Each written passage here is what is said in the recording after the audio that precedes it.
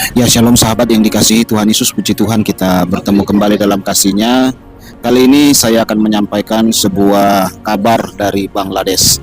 Kabar dari Bangladesh yang berjudul Bangladesh pertimbangkan cabut Islam sebagai agama resmi. Cukup kaget kita sahabat ya, karena kita tahu bagaimana Bangladesh yang sebenarnya dan yang sesungguhnya di mata dunia. Ya mirip-mirip lah kayak Pakistan, Afghanistan, Suriah gitu, dan beberapa negara-negara Islam yang ada di dunia ini yang sering terjadi keributan dan percecokan di dalam hal agama. Berita ini saya ambil dari liputanislam.com. Jadi ini artikel jelas-jelas milik Islam dan berita dari umat Islam sendiri. Saya bacakan sendiri sahabat ya. Dhaka, liputanislam.com.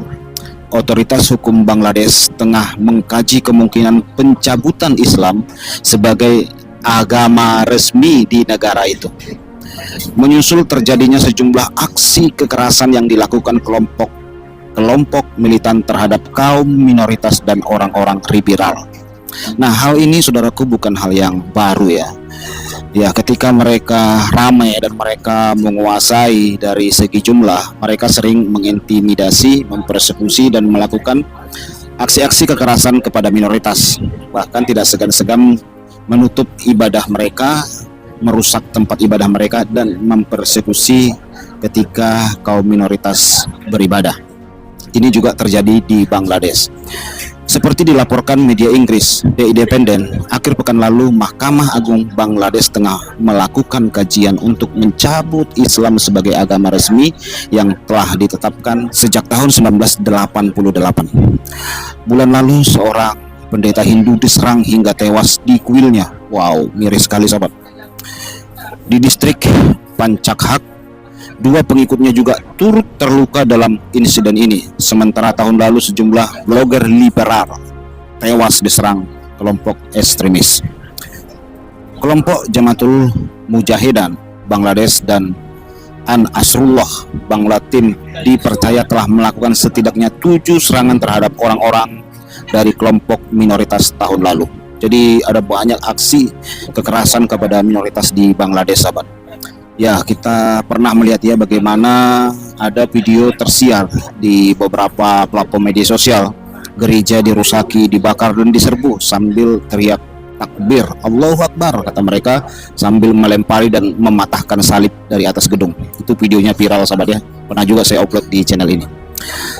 Laporan itu juga menyebabkan diduga kuat kelompok ISIS aktif melakukan perekrutan di negara ini.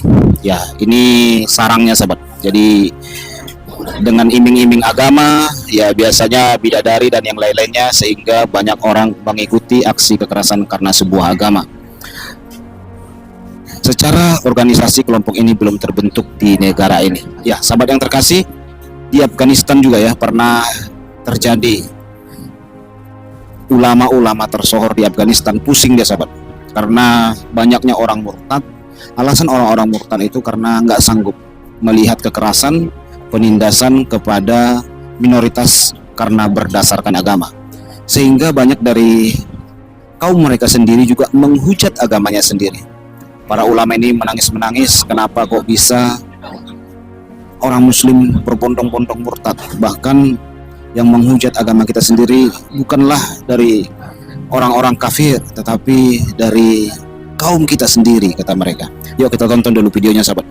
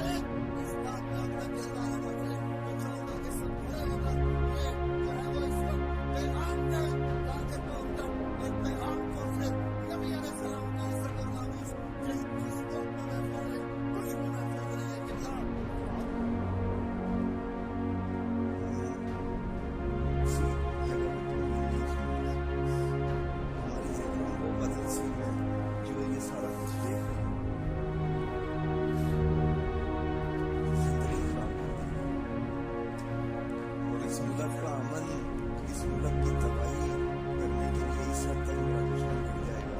Ya, itulah sahabat yang terjadi ya, bagaimana di daerah Asia, khususnya daerah-daerah yang mayoritas muslim, banyak sekali terjadi fenomena tinggalkan agama Islam karena tidak sanggup merasakan aksi kekerasan, aksi persekusi.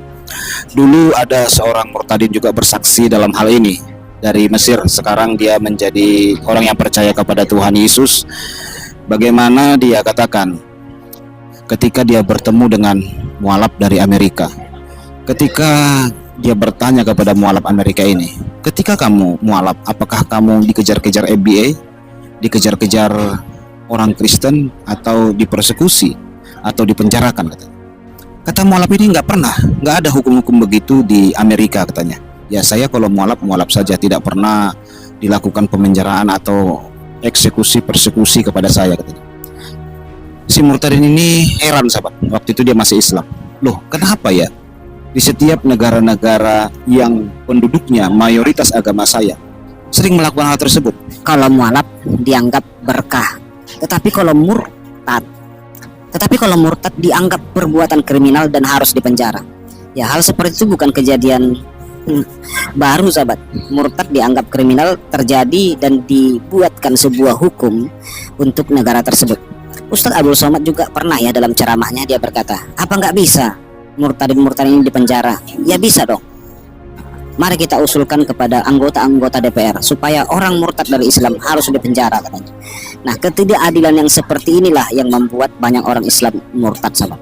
Ketidakadilan mengatasnamakan agama, perbuatan-perbuatan yang tidak manusiawi mengatasnamakan agama, bahkan mereka teriak-teriak takbir, membuat kaum agamanya murtad sendiri keluar.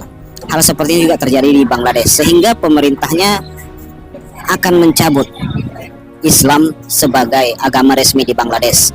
Ya, cukup heran gitu ya, kok nekat sekali. Ya, kita doakanlah supaya hal itu bisa terjadi, karena memang Bangladesh susah maju sahabat, susah berkembang ketika menerapkan hukum agama mereka di Bangladesh. Yang terjadi justru pertikaian, kericuhan, bahkan perkelahian dan penindasan. Itulah yang membuat Bangladesh jadi susah maju sahabat. Mereka sama mereka pun saling baku hantam ya. Kalau kita lihat di beberapa media sosial, kejadian kericuhan karena agama terjadi di sana, persis kayak di Suriah, Afghanistan ataupun Pakistan. Karena hal-hal seperti itu mereka anggap sebagai sebuah tindakan membela agama, sebuah tindakan dakwah. Nah, itulah sahabat yang terkasih ya yang terjadi. Dan kita percaya di negeri kita ini juga kita lihat bagaimana orang tinggalkan agama mereka rata-rata ya karena malu, sudah tidak sanggup lagi melihat keadaan seperti itu. Ada banyak umat Islam sendiri berkata, saya malu lihat ceramah ustadz itu, saya malu lihat pengajian itu, saya malu lihat demo Ahok dipersekusi, katanya gitu ya, saya malu lihat apologet Kristen di penjara, katanya. Kan konyol, katanya. Nggak sanggup menjawab, nggak sanggup berdebat, memenjarakan orang. Ya seharusnya dijawab lah, katanya gitu ya. Pernah kan saya upload videonya, ada di sebuah debat seorang bapak-bapak muslim berkata, ya tolonglah, katanya, argumen dijawab argumen, jangan argumen dijawab dengan intimidasi, bawa-bawa jalur hukum. Ya jawablah pertanyaan bapak orang Kristen itu kan. Nah, itu pernah saya upload videonya dalam debat ini loh, debat publik itu di sebuah ruangan. Jujur sekali bapak muslim itu. Jadi malu saudaraku, hal seperti itu membuat malu. Ya, marilah kita juga orang Kristen jangan mempermalukan kekristenan ya dengan perbuatan dan kelakuan kita. Kata Alkitab dalam Matius 7, dari buahnya lah kamu bisa mengenal mereka. Tuhan Yesus memberkati kita semua sahabat yang terkasih. Sekali lagi mohon doakan, saya akan mengungsikan beberapa orang yang baru kenal Tuhan seperti dalam live saya kemarin. Ya, doakan supaya berjalan dengan baik. Orang yang kenal Tuhan ini juga tidak mengalami intimidasi karena ada pengancaman ya. Saudara yang terkasih, doakan ya supaya saya ungsikan keluar daerah dulu, menenangkan diri dulu supaya dia lebih banyak mencari wajah Tuhan. Tuhan Yesus memberkati kita semua. Shalom.